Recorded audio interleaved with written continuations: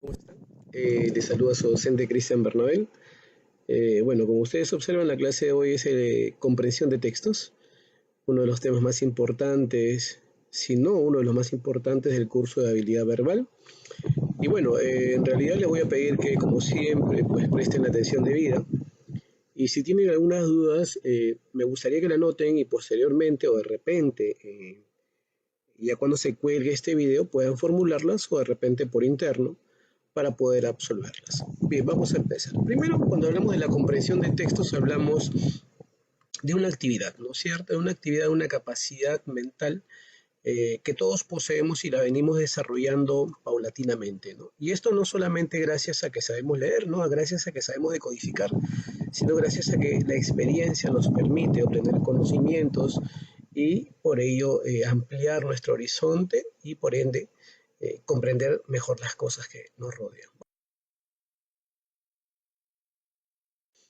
Hoy vamos a ver específicamente cuáles son los aspectos del texto.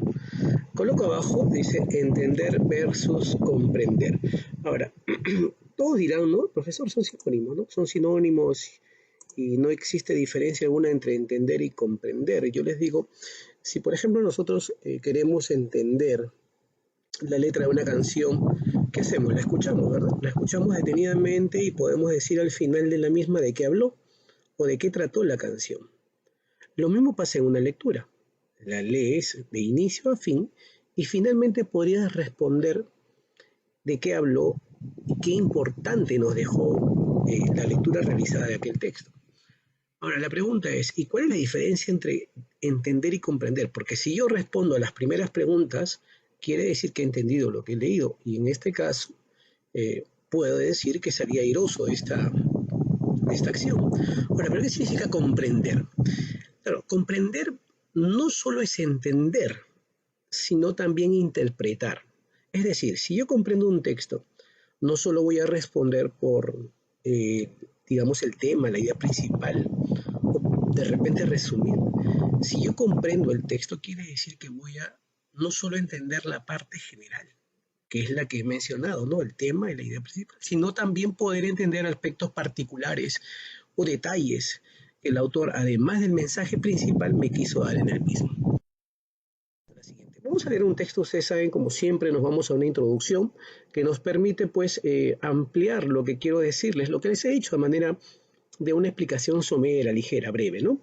Lee y analiza el siguiente texto. Bueno, ustedes están en quinto, ya manejan tipos de textos, manejan información previa, por lo tanto vamos a leer el texto. El bodegón, llamado también naturaleza muerta, es una composición en la que se representan manjares, frutas, verduras, vasijas, objetos en general o seres inanimados. Si yo te pregunto hasta aquí de qué te están hablando, tú me vas a responder qué cosa. Me están hablando de un sujeto temático, ¿cierto?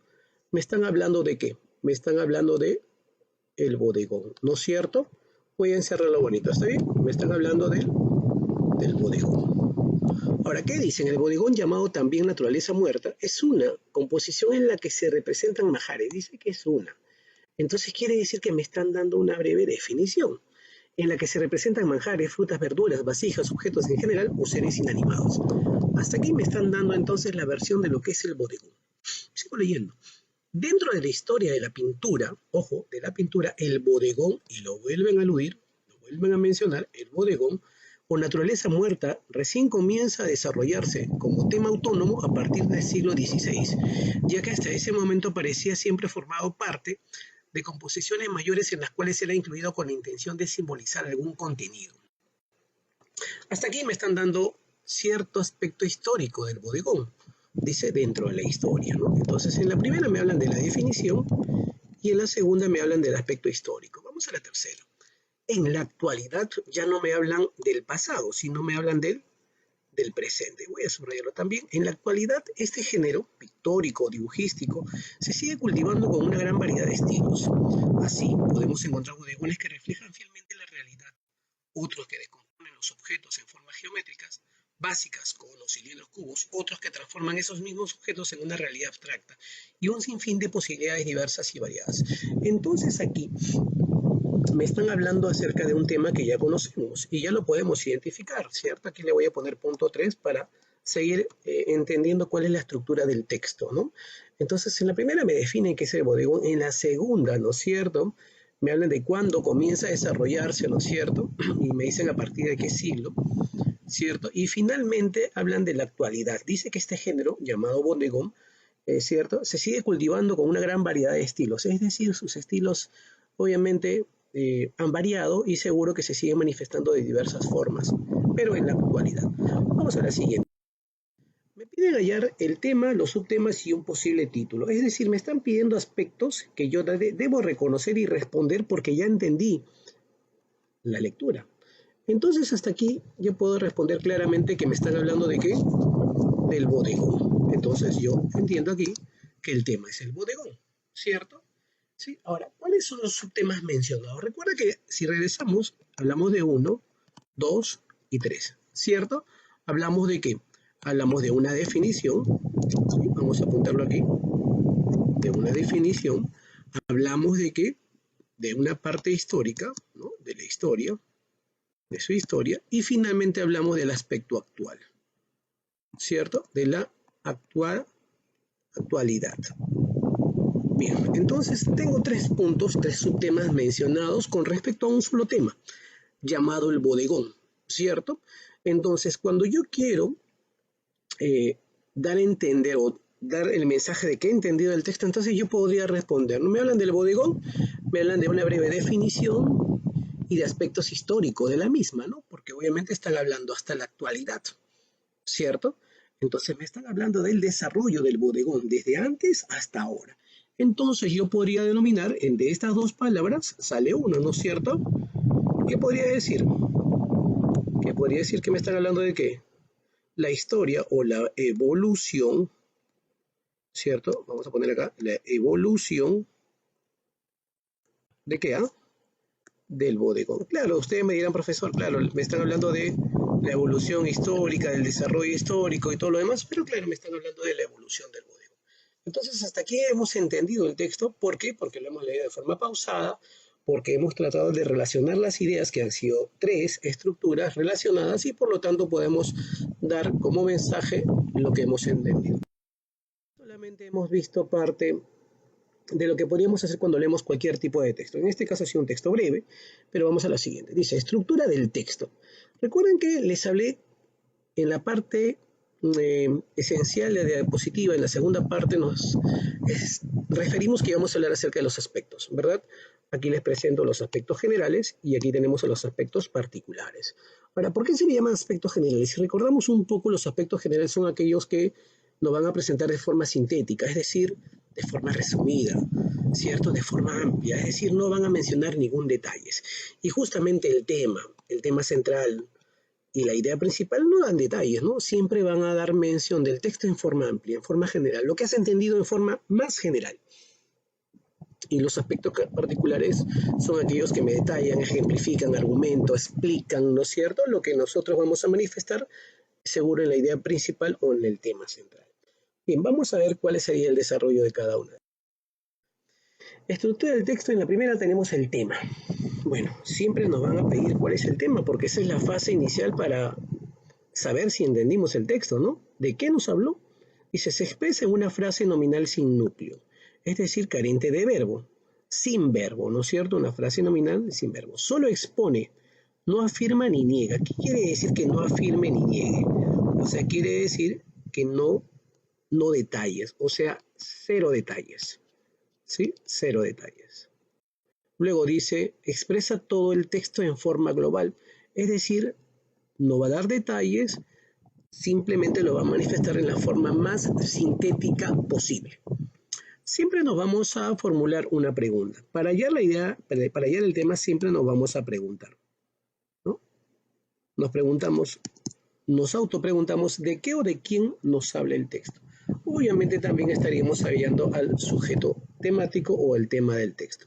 Otra forma de preguntar, te pueden decir, por ejemplo, cuál sería el tópico, ¿no? ¿Cuál sería el tópico del texto? Esa es una forma de preguntar por el tema. Vamos a la siguiente.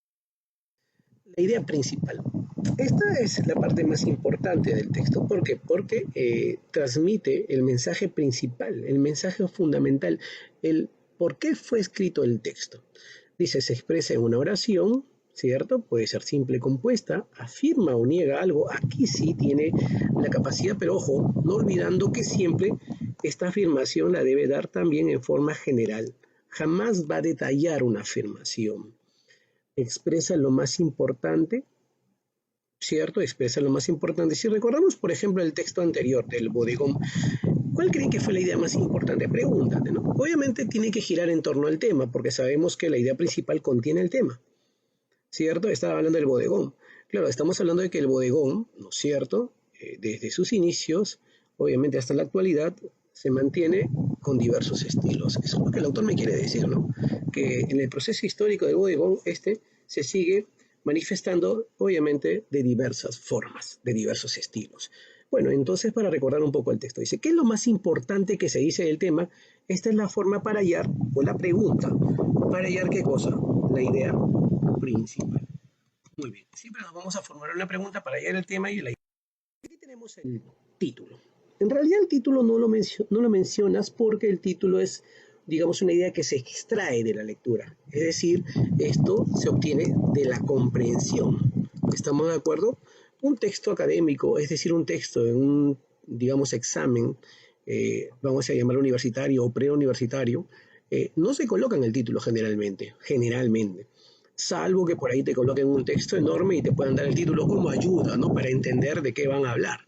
Pero generalmente no se coloca el título, así que va a formularse mediante una pregunta. Se expresa en una frase nominal antecedida, generalmente de un artículo, obviamente el artículo, por ejemplo, la evolución del bodegón, solo da nombre o identifica un tema, no lo va a detallar y presenta un asunto particular. No olvidemos que el título también sigue teniendo un rasgo general, recuerda que estamos en los aspectos generales. Dice, ¿cómo se formula la pregunta? En este caso siempre, ya te dije, nos vamos a preguntar, voy a formular una pregunta. ¿Y cuál es la pregunta? ¿Cuál es el nombre que resume o sintetiza el texto? Entonces resume o sintetiza el texto. Son dos palabras que vamos a utilizar a partir de ahora. Recuerden que el título debe ser una frase y por lo general debe ser breve. Y al ser breve no tiene verbo y por lo tanto debe usar palabras sintéticas, es decir, palabras que resuman a otra. La siguiente. Esto de aquí es un cuadrito para que identifiques cuál es la diferencia entre idea principal e ideas secundarias. Esto obviamente entendiendo que esto pertenece al aspecto general y esto pertenece al aspecto particular, ¿no? La idea principal contiene información más importante del texto. Las ideas secundarias desarrollan, amplían, comentan, ejemplifican. Esto obviamente para no dejar de lado el aspecto particular que lo vamos a desarrollar más adelante en formas de preguntas también, ¿no? ¿Cuál es, por ejemplo, el significado de la palabra, la idea incompatible, una inferencia? Son formas de preguntar por ideas específicas.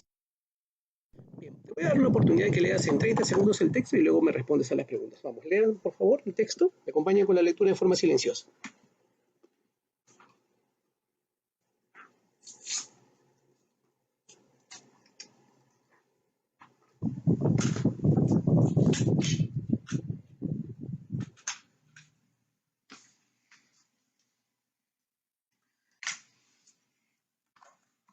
Muy bien, podemos utilizar el subrayado como técnica, correcto, muy bien, esa es una forma de leer de forma, ordenadamente, así que vamos a ver cómo te va en la lectura, ¿está bien?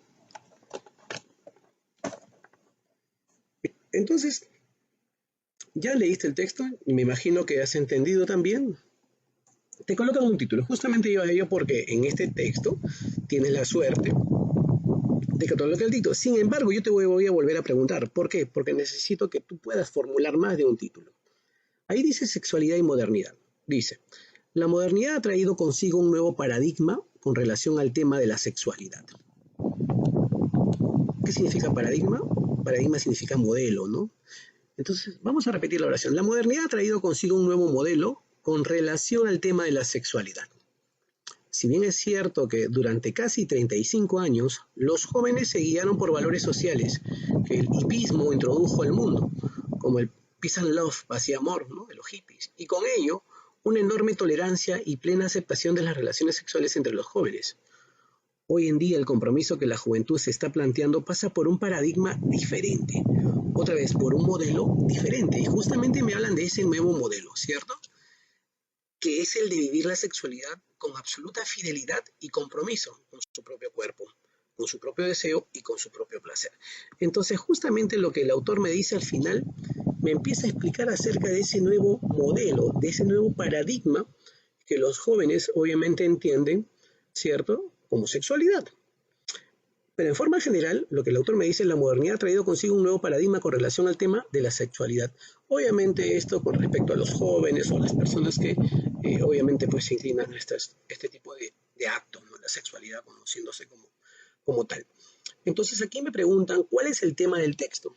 Entonces podemos entender que el tema, ¿cuál sería? Me están hablando acerca de que, algunos me dirán, profesor, de los hippies. No, bueno, los hippies forman parte de una forma de ver la sexualidad, ¿cierto? Entonces aquí me están hablando acerca, muy bien, como lo dijeron por ahí, de la sexualidad, ¿no es cierto?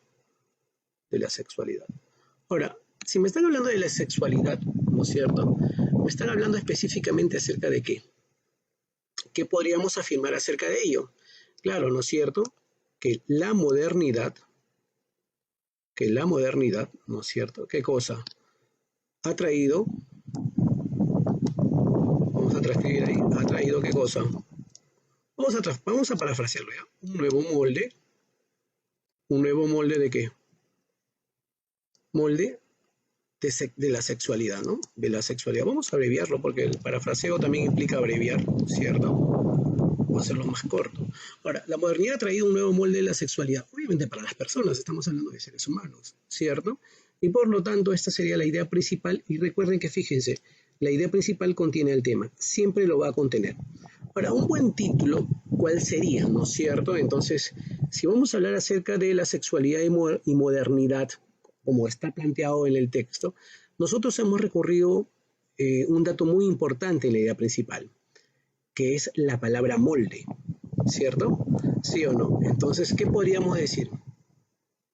Que la sexualidad, ¿no es cierto?, obviamente ha cambiado gracias a la modernidad, ¿cierto?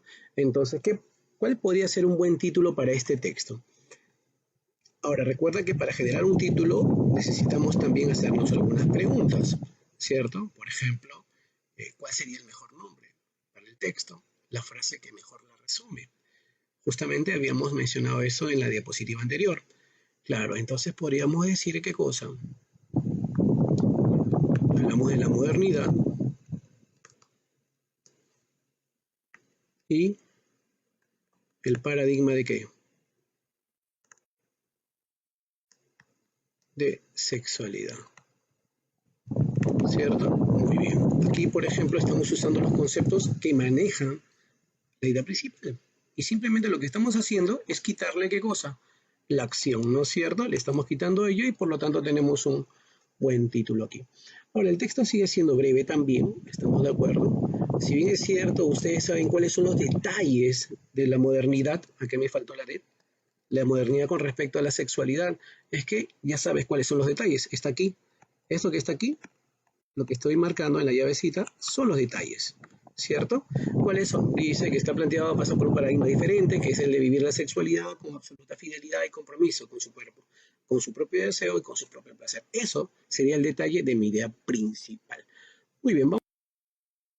Esto lo que viene a continuación es para el cuaderno. Así como en este caso, digamos, si quieres copiarlo, lo puedes imprimir también para que lo tengas en un folder y a partir de ahí guiarte y poder responder las próximas preguntas. Bueno, hasta el día de hoy hemos trabajado lo que es el tema más importante en comprensión lectora, ¿no es cierto?, los aspectos generales, y espero que haya sido de su agrado. Nos estamos viendo en la próxima clase y gracias por su atención y compromiso con el curso.